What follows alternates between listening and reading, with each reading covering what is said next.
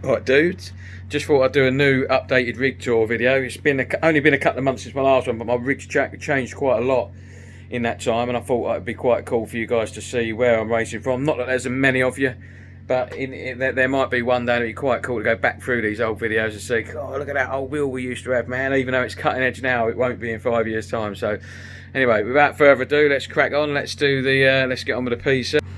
Got my cool little AMG on the PC there. It's really nice, really nice model that. Let you read the bump about it. Look at the little calipers inside there. It's awesome. Really cool bit of kit. My phone will. Sorry, I'm recording on my phone, so the audio will be horrible. But I've got a Chromax Black D15 air cooler in there. Widely considered to be the best one money can buy, and it's absolutely awesome. Drops my temperatures by 10 degrees across the board. Got 32 gigabytes of Corsair Vengeance RAM. I think it's 3200 megahertz, but it might be 3600, but I'm not entirely 100% sure. Got an RTX 3070 idling away in there, if you can see. And I've got a Ryzen 9 3900X CPU in there, so a really capable PC as far as I'm concerned. That might not be the King Daddy, you know, 5900X with 3090, but it's definitely up there with a decent performance PC, that's for sure. Over the back there in the corner with the little green light, you see my butt kicker amp. That's my sound system, that other black box, and that's just a box with all the PC wires and stuff in it. That butt kicker amp goes down here onto that little controller down there, which then runs into the seat, which shakes the seat all nicely for me. I've got an 80/20 aluminium profile rig that I designed myself just for my custom needs, basically, with my triple monitor on it, or my quad monitor mount on it.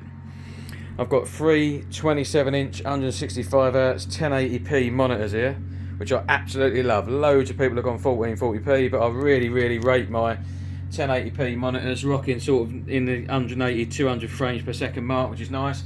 Drops to about 120-ish during a race when there's other people on board, but that's really still quite a nice frame rate. Got my little 21-inch monitor up here, which is basically my desktop, where I run all my programs from and where I can see my stream and what my recordings are looking like. Got an LED above to light up, an LED there to light me up so everybody can see what's happening. Got a webcam off the wall here, a lot of dedication for you guys, so you can get a nice view. That's the one over the top of my head, so you can get a bit of a perspective view like that. This one here, that's the one that looks around into my face so that you can see how pretty I am.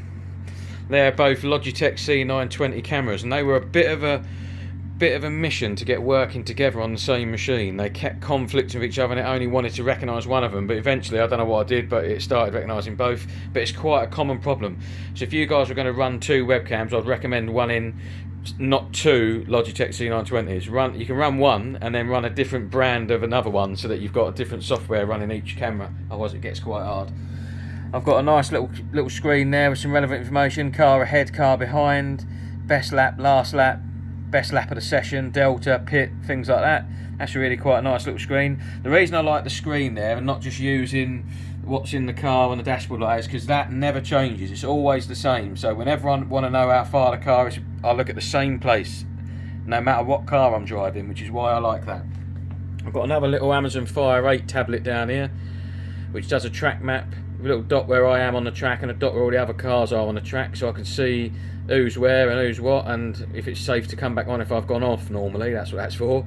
It also lights up, the whole screen lights up with a green, red, blue, you know, black, white flags, all that stuff to give me a good reference point from here. So when I'm racing here, sorry about my finger, when I'm racing here, that's a really good visual cue when that whole screen lights up that there's a flag or a yellow flag ahead, etc. I've got my Sennheiser headset there, play one, little emergency stop button for my DD1 wheel. This is a Fanatec DD1 direct drive wheel, absolutely love it, with the Porsche 911 GT3R steering wheel, I think that's what it's called. Basically the holy grail of the Fanatec steering wheel. Is absolutely gorgeous, rotary encoders, toggle switches, ITM screen on it to give you some information, proper carbon paddles through there, you can see that, absolutely gorgeous. I've got a little button box down there, we've got a proper toggle ignition and engine start and some more encoders for me that I usually use that to adjust the volume of the game and the chat and all that stuff, because if you're mid-race and someone comes into a game who's got a crazy loud microphone, you're going to want to be able to just reach over and turn them down without stopping your car, basically. Got a little fan in there, which everybody knows as my fellow sim racers, it gets absolutely red hot basically when you're sitting in the middle of these radiators pretty much. So you definitely need your little fan in reach to keep you nice and cool. Got the Huizenfeld Sprint double pedal set, absolutely love them. I honestly can't see why you would need anything any more expensive than them, because they're phenomenal and I think they're absolutely brilliant. I love it. That's probably the single best upgrade you can do if you're a beginner and you're looking to get faster on track. Upgrading your pedals is the best thing you could do, I think. And when we zoom out, we've got the GT Ultimate, the next level racing seat. Absolutely love it. Looks really cool. Looks the part. You know, it doesn't move around too much. That's the next level racing frame in front of it. And with this, I've bolted this little frame, as you can see there, through itself and into the 3020 rig on the monitor. So they all become very heavy and it doesn't really move very much at all. So that was obviously quite a cool thing to do. And I think that's about it. I think that's it, guys. So that's where I'm racing from nowadays. I absolutely love my little rig. It's my little world at the moment, especially during lockdown when we was all looking for things to do at home. Couldn't fault it. Absolutely phenomenal. So yeah, there you go. Updated rig tour 2021. Keep it real, guys. Hope you stay healthy this year and it's the best year of your lives.